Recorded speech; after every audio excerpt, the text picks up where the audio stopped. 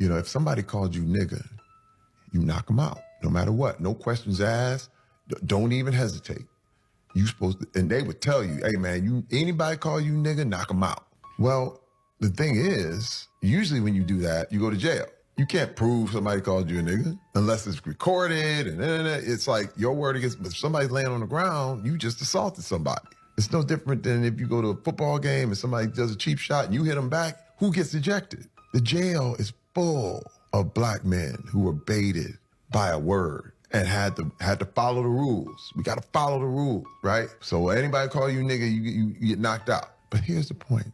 And here's the thing that changed for me. And this is where I learned what I could control. There are no niggas. There's no such thing. You might as well call somebody a leprechaun. There's no such thing as a nigger. And I said, holy cow, I can get mad about someone calling me something I'm not. Like, the thing I like to say is Bill Gates. If you call him broke, he just look at you and go in his helicopter and fly away. You know what I mean? He wouldn't even be threatened by that. But here's the thing. If you really do think you're a nigga, that's when it affects you. That's when you want to fight. And I said, but I'm not a nigga. And I realized that there was so much I could let wash off because I examined it and I put it to the test. But you got to be tough to do that.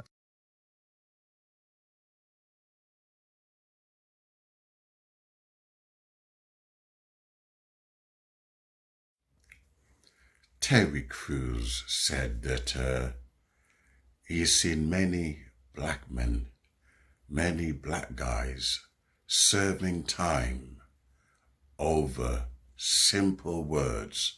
They prepare to go to jail, give up their freedom, their integrity, their pride. They don't mind going to prison and staying in the cell for 23 hours just over words. They say sticks and stones will break my bones, but words will never hurt me. I remember those rhymes when people were tough. Nobody cared about words. We could see that in rap music, where black people throw the N-word like if it's going out of fashion. Even white people today, when they're fighting, they call each other the N-word. I know the jury, what happened, I think it was last week or 2 weeks ago, they found a black guy not guilty for stabbing a white guy for using the N-word. And he stabbed him. But I don't want to be controversial. But if I was called the N-word, it doesn't bother me because it gets thrown around so much, so many times, that it ceases to be potent, having that punch. Everybody's using it now. And black people use it more than anyone else. You see, if I'm going to prosecute a white person for calling me the N-word, I'm also going to prosecute a black person. If you're going to call me the N-word, I'm going to take you to prison. And the reason being is that when you're using the N-word, you're not using it to be polite. You're using it to degrade the person, whether you're black or whether you're white. So you cannot have selective outrage and pretend that, oh my God, I'm offended, you call me the N-word. When you live that life, rappers has got us loving that word. Hence why Terry Crews said that he would not go to prison over words.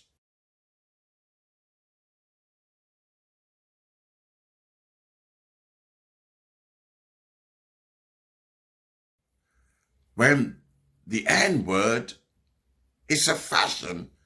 I made a video only last week regarding rappers and how they destroyed the black community. Black people didn't care. They did not care. Because in that rap music, loaded is anti-blackness. Kill the N. And therefore that kind of threats is acceptable because it's done by black people. You can be called the N-word, get away with it, because it's called by, it's done by black people. Well, I call it selective outrage, because you cannot pretend you hate a word, yet you love to use it on yourself and towards those that look like you. It's hypocrisy. I've never known any LGBTQ or disabled person to go out their way to make music calling for the genocide of a disabled person or of an LGBTQ person, purely for being disabled or purely for being gay or lesbian. I've never come across it. But in black culture, it's celebrated. It's seen as just part and parcel of everything. So if a white person called me the N-word, why should I want to fight them for and lose my freedom?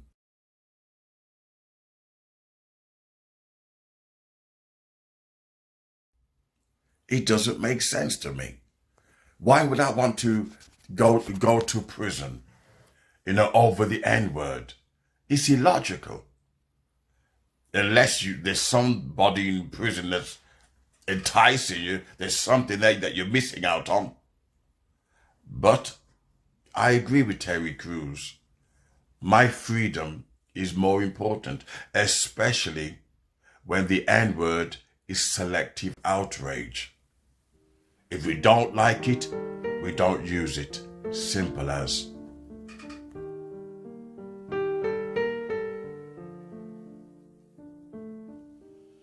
If you don't think, they will think for you. If you don't cry for peace, they will come for you. They'll love you today, they'll have you confused.